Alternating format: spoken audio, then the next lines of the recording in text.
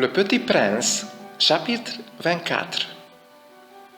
Nous en étions au 8e jour de ma panne dans le désert et j'avais écouté l'histoire du marchand en buvant la dernière goutte de ma provision d'eau. « Ah, dis-je au petit prince, ils sont bien jolis, tes souvenirs, mais je n'ai pas encore réparé mon avion, je n'ai plus rien à boire et je serais heureux, moi aussi, si je pouvais marcher tout doucement vers une fontaine. » Mon ami le renard, me dit-il, mon petit bonhomme, il ne s'agit plus du renard.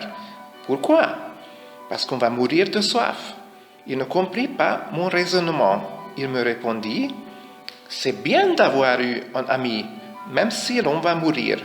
Moi, je suis bien content d'avoir eu un ami renard. Il ne mesure pas le danger, me dis-je. Il n'a jamais ni faim ni soif. Un peu de soleil lui suffit. Mais il me regarda et répondit à ma pensée.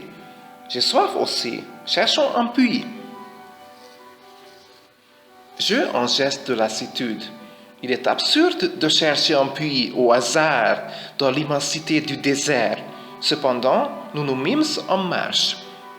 Quand nous eûmes marché des heures en silence, la nuit tomba et les étoiles commencèrent de s'éclairer. Je les apercevais comme un rêve, ayant un peu de fièvre à cause de ma soif.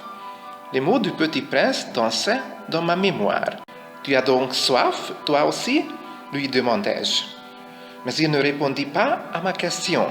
Il me dit simplement « L'eau peut aussi être bonne pour le cœur. » Je ne compris pas sa réponse, mais je me tus. Je savais bien qu'il ne fallait pas l'interroger. Il était fatigué. Il s'assit. Je m'assis auprès de lui. Et, après un silence, il dit encore « Les étoiles sont belles à cause d'une fleur que l'on ne voit pas. » Je répondis « Bien sûr. » Et je regardais, sans parler, les plis du sable sous la lune. « Le désert est beau, » ajouta-t-il. Et c'était vrai. J'ai toujours aimé le désert.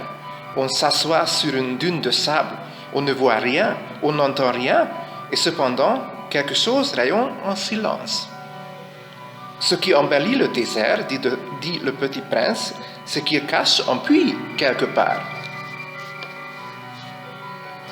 Je fus surpris de comprendre soudain ce mystérieux rayonnement du sable. Lorsque j'étais petit garçon, j'habitais une maison ancienne et la légende racontait qu'un trésor y était enfoui. Bien sûr, jamais personne n'a su le découvrir, ni peut-être même ne l'a cherché. Mais il enchantait toute cette maison. Ma maison cachait un secret au fond de son cœur. Oui, dis-je au petit prince, qu'il s'agisse de la maison, des étoiles ou du désert, ce qui fait leur beauté est invisible. Je suis content que tu sois d'accord avec mon renard. Le désert est beau, ajouta-t-il, et c'était vrai, j'ai toujours aimé le désert. On s'assoit sur une dune de sable, on ne voit rien, on n'entend rien, et cependant, quelque chose rayonne en silence. Ce qui embellit le désert, dit le petit prince, c'est qu'il cache un puits quelque part.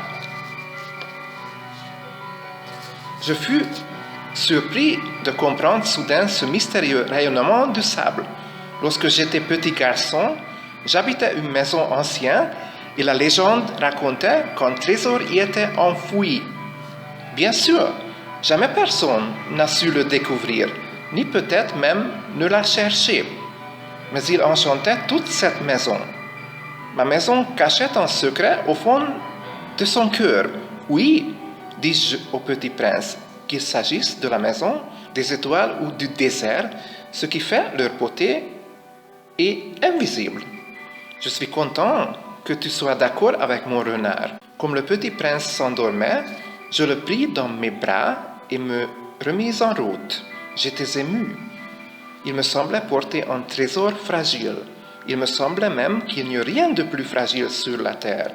Je regardais à la lumière de la lune ce front pâle, ses yeux clos, ses mèches de cheveux qui tremblaient au vent, et je me disais, ce que je vois là n'est qu'une écorce. Le plus important est invisible. Comme ses lèvres entr'ouvertes ébauchaient un demi-sourire, je me dis encore, ce qui m'émeut si fort de ce petit prince endormi, c'est sa fidélité pour une fleur, c'est l'image d'une rose qui rayonne en lui comme la flamme d'une lampe, même quand il dort. Et je le devinais plus fragile encore. Il faut bien protéger les lampes. Un coup de vent peut les éteindre. Et, marchant ainsi, je découvris le puits au lever du jour.